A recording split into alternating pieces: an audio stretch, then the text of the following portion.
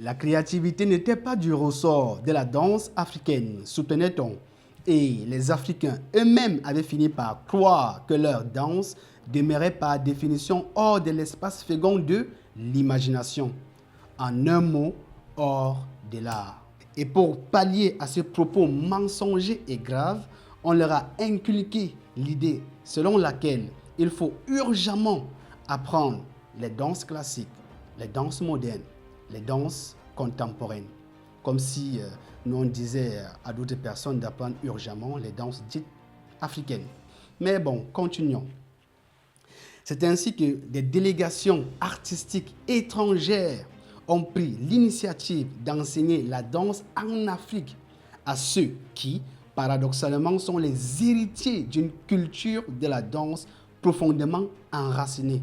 Dans le livre Alphabet de la danse africaine d'Alphonse Thierroux, nous lisons un propos de Anne de Margerie. Je cite: pour obtenir sa lettre de noblesse, une danse doit être théorisée. Or, par sa tradition orale, l'Afrique n'a pas spontanément eu cette démarche. Et c'est ça le problème.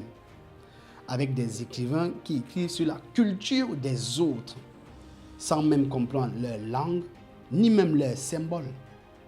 Et ces propos sont fortement enracinés dans l'inconscient collectif, pourtant erronés. D'ailleurs, je ferai une vidéo sur l'écriture en général. Mais en attendant, il faut savoir que dans la plupart des cas, la tradition orale en Afrique est une forme d'écriture codée, complexe, réservée aux initiés. Tradition orale n'est pas une absence d'écriture, mais plutôt une manière différente de transmettre les connaissances d'initié à initié.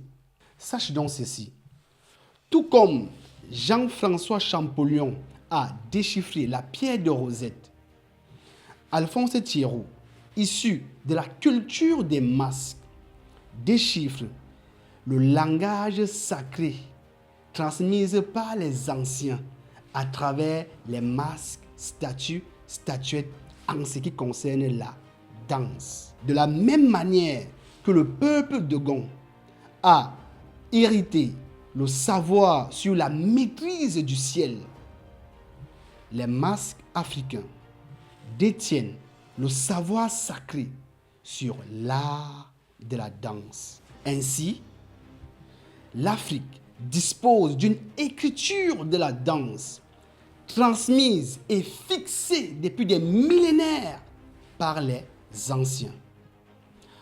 Avant de continuer, écoute cet enseignement d'un des ancêtres, Alphonse Thierroux, paix à son âme.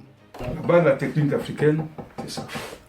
On la voit sur tous les musées, dans toutes les statuettes, sur toute la statuaire africaine. Vous allez, on ne vous a jamais demandé pourquoi est-ce que les statuettes africaines sont genoux fléchis. Qui pose pas la question.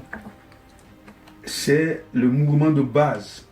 Le masque, la statuaire, et tout, c'est ça qui fait la danse africaine.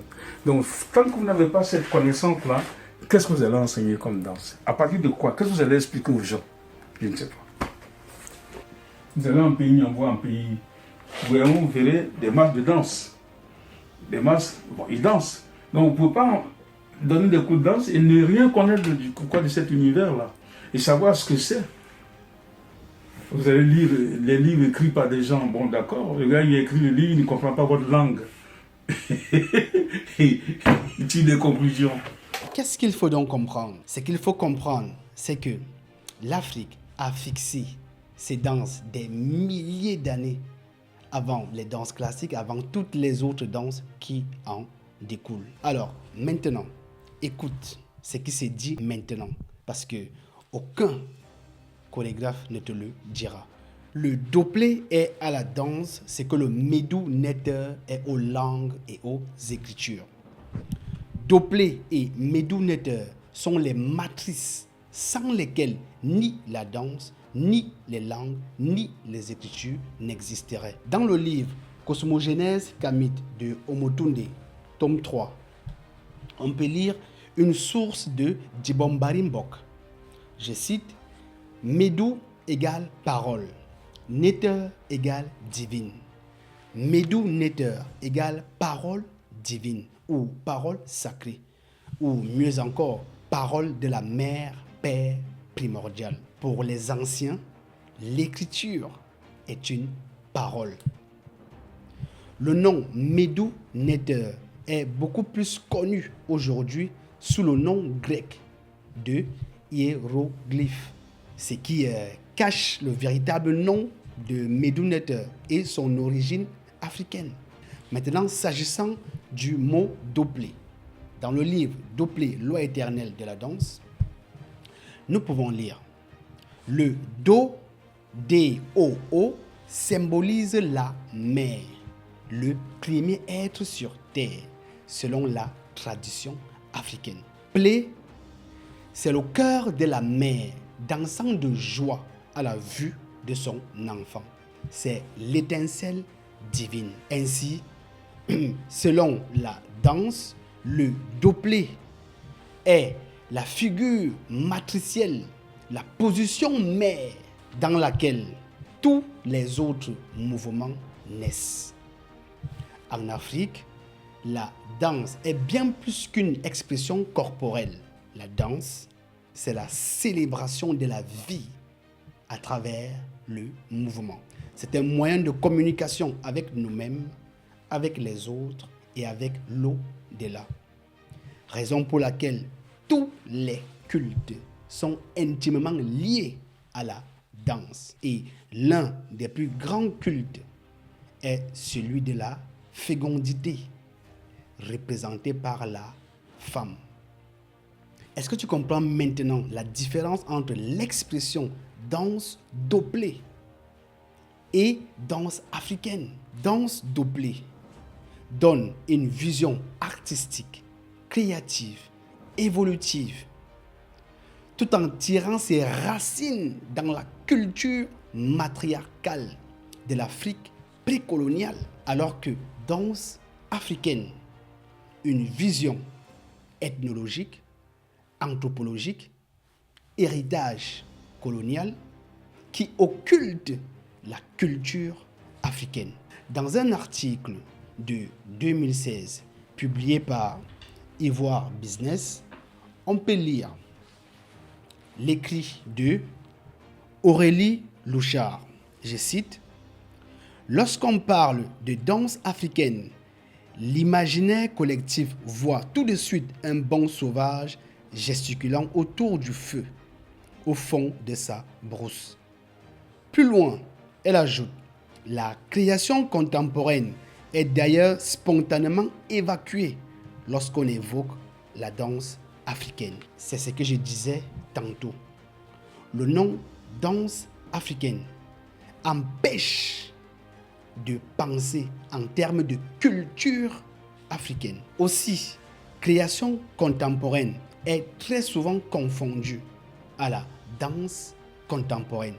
Pourtant, c'est deux choses différentes. Dans un article de Afrique Culture, nous pouvons lire les écrits de Mathilde Monnier, chorégraphe.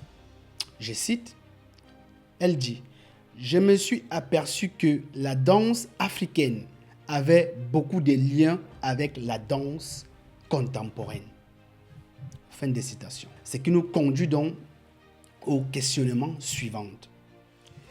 Qu'est-ce qu'une création contemporaine? Ou alors, qu'est-ce qu'une création tout court? 2.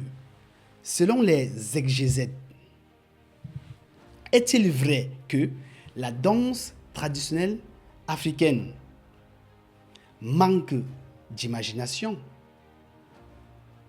ne sont pas créatives, sont dépourvues d'esthétique? En 3, nous allons démontrer l'apport des techniques africaines dans toutes les danses, en passant par la danse classique, la danse moderne, la danse contemporaine.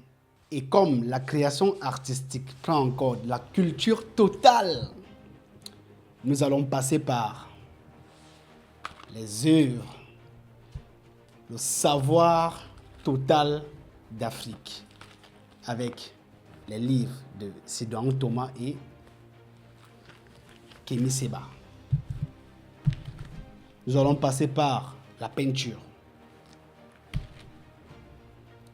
la poésie de Léopold Sédar, les danses classiques, danse moderne, danse contemporaine, le jazz, danse africaine. Et pour finir, la sculpture. Tu peux toujours nous soutenir en t'abonnant, likant, partageant la vidéo. On traitera toutes les questions dans la prochaine vidéo. Tu peux d'ailleurs donner ton avis ou alors répondre en commentaire. Ça nous fera toujours plaisir de te lire ou de vous lire. Donc, pour ma part, c'est toujours un plaisir de te partager le savoir des ancêtres parce que bien penser nous permet de bien créer. Yaya.